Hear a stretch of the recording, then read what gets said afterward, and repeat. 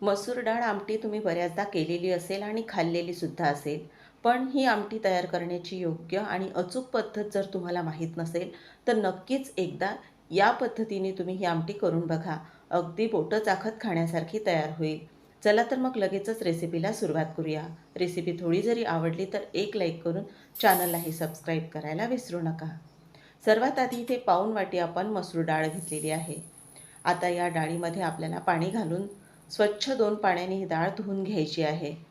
तर आता हाताने हलकीशी चोळून ही डाळ घ्यायची, त्यामुळे ती व्यवस्थित अशी धुतल्या जाते.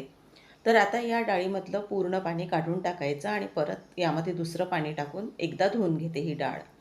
तर आता 2 पाण्याने डाळ धुवून घेतल्यानंतर यातलं पाणी काढून घेतलेलं आहे आणि ही डाळ आता आपण कुकरला शिजायला टाकणार आहोत. तर इथे कुकरमध्ये आपण डाळ सुरुवातीला घालून घेणार आहोत आणि त्यानंतर आपल्याला यामध्ये पाणी घालायचं आहे. म्हणजे पाण्याचं अचूक असं प्रमाण आपल्या लक्षात येतं. तर आता इथे डाळ घातल्यानंतर बघा पाणी घालून घेते. तर डाळीच्या वर 1 ते 2 इंच पाणी आपल्याला ठेवायचं आहे. आता या डाळीमध्येच आपल्याला पाव चमचा हळद घालायची आहे. त्याचबरोबर 1 चमचा लाल तिखटसुद्धा घालायचं आहे. यामुळे आमटीला छान रंग येतो आणि चवही छान लागते. त्याचबरोबर डाळ छान शिजावी यासाठी चमचाभर तेल घालायचं आणि चिमूटभर एवढा हिंग घालायचा. तर आता इथे सर्व घातलेलं साहित्य चमच्याने एकत्र आपल्याला व्यवस्थित करून घ्यायचं. झाकण बंद करायचं कुकरचं आणि हा कुकर आपण आता गॅसवर ठेवणार आहोत. कुकरची 1 शिट्टी आपल्याला काढून घ्यायची आहे. एका शिट्टीमध्ये डाळ छान अशी शिजली जाते. तोवर आपण भाजीसाठी लागणारं एक छोटंसं वाटण तयार करूया. आता वाटण्यासाठी सर्वात आधी इथे लसूण पाकळ्या घेतल्या. तर इथे 8 ते 10 लसूण पाकळ्या घेतलेल्या आहेत. त्याचबरोबर अर्धा इंच आलं घेतलेलं आहे आणि आपल्याला यामध्येच घालायचं आहे ते म्हणजे सुकं खोबऱ्याचे काप. तर इथे चमचा 2 चमचे सुक्या खोबऱ्याचे काप घेतलेले आहेत आणि पाव चमचा जिरे घेतलेले आहे. त्याचबरोबर कोथिंबिरीच्या कोवळ्या काळ्या आणि कोथिंबीर घेतलेली आहे. आता पाणी न टाकता हे वाटण तयार करून घ्यायचं. तर बघा इथे वाटण तयार करून घेतलेलं आहे आणि जितकं शक्य होईल तितकं बारीक करायचा प्रयत्न करायचा, पण पाणी अजिबात घातलेलं नाही. तर आता इथे वाटण तयार झालेलं आहे. कुकरसुद्धा इथे आपलं गार झालेलं आहे. तर आता कुकर आपण उघडून घेऊया. तर इथे डाळ तर आपली छान शिजलेली आहे. तर चमच्याने एकदा ही डाळ आपण व्यवस्थित एकसारखी करून घेणार आहोत. डाळ घोटायची नाही आपल्याला, पण एकसारखी अशी करून घ्यायची. आणि इथे पाण्याचं प्रमाणही तुम्ही बघू शकता व्यवस्थित असं झालेलं आहे. म्हणजे डाळ वेगळी आणि पाणी वेगळं असं झालेलं नाही. अशी जर डाळ शिजलेली असेल तर आमटी आपली खायलासुद्धा छान लागते. आणि इथे तुम्ही बघू शकता डाळ दिसत आहे, अगदीच गाळसुद्धा झालेला नाही. आता आमटी फोडणीला घालण्यासाठी सर्वात आधी कढईमध्ये तेल गरम करून घेऊया. तेल गरम झाल्यानंतर यामध्ये पाऊण चमचा एवढी आपण मोहरी टाकलेली आहे. मोहरीचं प्रमाण आमटीमध्ये मी थोडं जास्त ठेवते. तुम्ही आवडीनुसार कमी अधिक करू शकता. पाव चमचा जिरे घातलेले आहेत. मोहरी, जिरं छान इथे आपण तेलामध्ये परतून घेतल्यानंतर कांदा घातला. कांदा इथे एक मध्यम आकाराचा बारीक चिरून घातलेला आहे. कांदा हलकासा याला गुलाबी रंग येऊ द्यायचा. फार जास्त काळपट असा कांदा परतून घ्यायचा नाही आपल्याला. तर आता कांदा इथे छान आपला शिजतो तोवर आपण यामध्ये कढीपत्त्याची पानं घालून घेणार आहोत. तर इथे 10 ते 12 कढीपत्त्याची पानं, 1 लाल सुकी मिरची घातलेली आहे आणि आता कांदा छान परतून घेणार आहोत. सोबत कढीपत्ताही छान असा परतला जाईल. आता इथे कांदा बघा छान त्याचा रंग बदललेला आहे.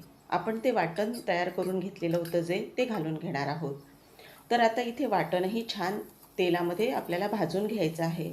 कारण इथे लसूणचा जो कच्चेपणा आहे तो पूर्ण निघून जायला पाहिजे. म्हणजे आमटीला छान खमंगपणा येतो. आता इथे सर्व साहित्य परतून झालेलं आहे. तर काही कोरडे मसाले घालूया. तर सर्वात आधी 1 चमचा आपल्याला लाल तिखट घालायचं. थोडं वर मी अजून घालते. तर आता इथे आपल्याला कांदा लसूण मसाला घालायचा आहे पाव चमचा. त्याचबरोबर आपल्याला पाव चमचा इथे धना पावडरसुद्धा घालायची आहे आणि पाव चमचा गरम मसाला घालायचा आहे. त्याचबरोबर अगदी पाव चमचालाही थोडी कमी एवढी हळद घातली. बारीक चिरून घेतलेली कोथिंबीरसुद्धा घातलेली आहे. आणि आता हे सर्व साहित्य मस्त छान तेलामध्ये भाजून घ्यायचं आहे आपल्याला. तळाला हलकंसं जे काही चिकटतं ते सुद्धा व्यवस्थित असं काढून घ्यायचं. आणि तुम्हाला वाटण छान परतून घेण्यासाठी एक ट्रिक सांगते. म्हणजे कमी तेल जरी तुम्ही आमटीमध्ये किंवा भाजीमध्ये वापरलं तरीही छान असा आमटीला रंगही येतो आणि छान तेलही येतं. तर यामध्ये बघा आपल्याला पाऊण चमचा एवढं पाणी टाकायचं आहे. सुरुवातीला थोडं घातलं आणि परत थोडं घातलं, असं पाऊण चमचा पाणी घातलेलं आहे. तर इथं पाणी घातल्यानंतर तुम्ही बघू शकता कढईने तेल सुटायला सुरुवात झालेली आहे.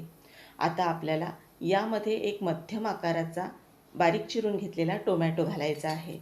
टोमॅटो डाळ शिजताना न घालता आता हा मी या अशा मसाल्यामध्ये घालत आहे. टोमॅटोचा फार जास्त गाळ करायचा नाही किंवा जास्त असे आपल्याला हलकेसेच फक्त शिजवून घ्यायचे आहे. तर आता यावर मी झाकण ठेवते, पण त्याआधी पाव चमचा कसुरी मेथी घालून घेते. कसुरी मेथी तशीच ठेवलेली आहे, ती एकत्र केलेली नाही. आता झाकण ठेवून 2 ते 3 मिनिटाची वाफ काढून घेते. यामध्ये टोमॅटो छान सॉफ्ट होतील. आता झाकण उघडून घेते. तर इथे तुम्ही बघू शकता कढईने तेल सुटायला सुरुवात झालेली आहे. तर इथे जी ट्रिक तुम्हाला सांगितली त्यामुळे कमी तेलामध्येही तुमच्या भाज्या खूप छान चवीला तयार होतात.